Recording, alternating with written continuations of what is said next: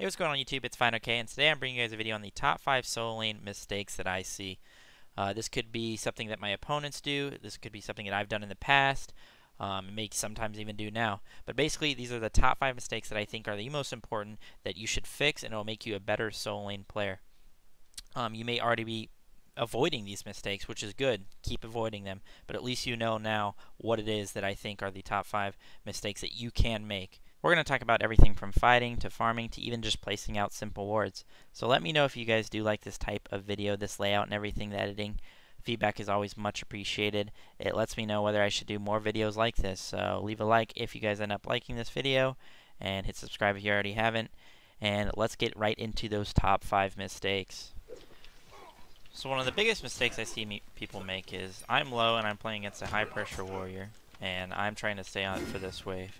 Now, she could theoretically dive me under this tower and kill me, so I have to play really far back. I have a shell up, I have my ult up, so if I have to use that I will, but I need to be super careful with this situation. So now I'm basically 1 HP, she could probably kill me, I just need to back. I'm going to lose out on farm, but if I stick around I could die and I'll lose out on farm anyway, and she'll get a kill, or the Osiris will. So I just need to back there. I see a lot of times people just sit on the wave, especially people I play against. They've gotten really low. But if you think about it, you could potentially die and lose out on the same amount of farm, or you could just back and come back as soon as possible and not have to worry about dying.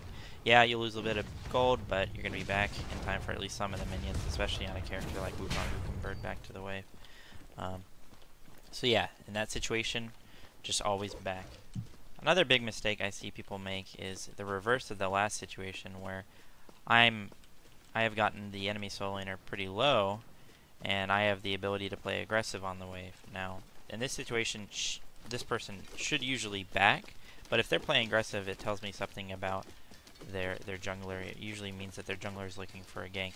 So it's very hard for me to play aggressive, and if I do, I could be getting baited. I mean, I could kill her here, but the point is, I could be very easily getting baited here, and there's a quick fix to this, and I'll show you guys that up next. So like I said, there's a very quick fix to being able to play aggressive on low health targets in solo. There's 2 ward placements that are really good. So there's a ward right here, and a ward right here. Now, this ward right here can be changed out for a ward down here, because a lot of junglers like to sit right here before they camp. They like to share the wave and then camp, or not camp, but gank the lane. But these 2 wards are really good too, because it gets the path from speed all the way up here through the tier 2. And then this ward right here actually gets from over here. And the only place that the jungler can be able to come from now is if he goes around here, but he probably won't do that. Or if he goes through the bottom right, through here. But your mid laner and whoever's there should be able to catch that, because they're not going to be pushing waves without you seeing. And also they'll cross over minions most of the time. So basically the mistake that I see people making, let me just summarize it real quick, is that they play aggressive without eyes on the enemy jungler or having proper wards. So try not to get baited before you have wards out on the map, because it's very likely that junglers will be ganking solo when their solo laner is low HP. The third big mistake that I see people make is they kind of cruise control their build path. And what I mean by that is, we know that Kukulkan is really good with Bluestone, Deathtoll, whatever, either one. Warrior Tabby, and we know that he's really good with Gladiator Shield, right? So we often just pick Gladiator Shield up right as our first real item, because we know that it's really good on him. However, if we're against an Ardio in lane, Ardio has a lot of pressure and can out-trade you really well. So we shouldn't be going Gladiator Shield first, because it can put us at a severe disadvantage. So we can't be cruise controlling our build. We need to realize that, hey, we are against a magical opponent in our lane. We need to build some magical defense. So a good first item for that is Runic Shield. It gives you a little bit of power, gives you nice trade potential because it reduces their power. But if not that, we can work into a Pestilence. And maybe not even that, we could even go a Genji's Guard, because it gives us some CDR that we like and some MP5. But on a character like Kukulkan, it doesn't matter, but for other characters, this is pretty nice. So basically what I'm trying to get at here is one of the biggest mistakes is not thinking about our build. We often look at pro builds, we see what people are building in SPL, and we say, hey, that looks like a good item, I guess, I might as well build it, when in reality, people are building this for certain reasons. So just think about your build, try not to cruise control it, realize that if you're against a magical jungler or a magical soul laner, that you probably need to get some magical defense pretty early, such as, like, say you're against an Hao Kuang. And also don't just build things because other pros are building it, or you see that it's being used a lot in the SPL. Think about why they're building it, such as like the Stone of Gaia and stuff like that, and then use it in your builds. I have plenty of builds on my YouTube and stuff like that, and I talk about builds on my stream, but that's just a foundation that you should use to make your own builds, and also branch off and use it in specific situations and scenarios. So the third mistake, like I mentioned, is not thinking about your build and cruise controlling your build.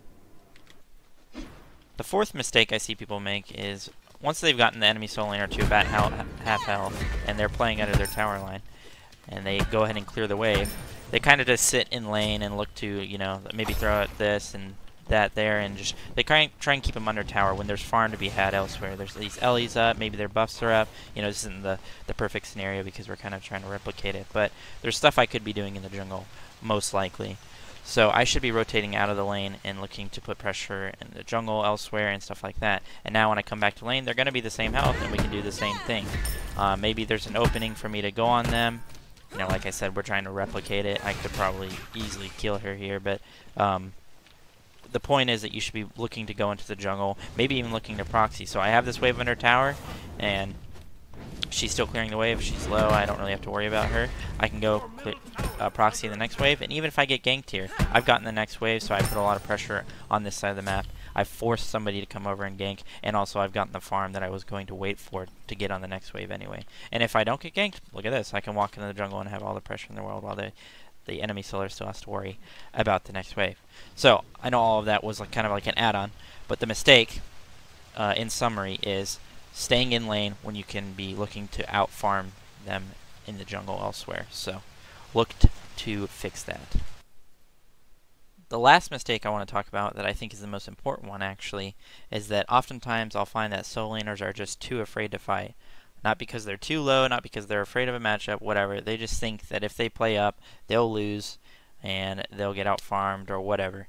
And this is one of the worst mistakes I think that you can make, because it's just a slow, gradual loss of the game. You could theoretically sit into your tower the entire game and farm the minions, and you wouldn't ever die, but you also would never have an impact on the game. And the only way you would win that game is if your team wins it for you. So stop being somebody who is a bystander and gradually waits so that their team can win them the game. Make an impact on the game.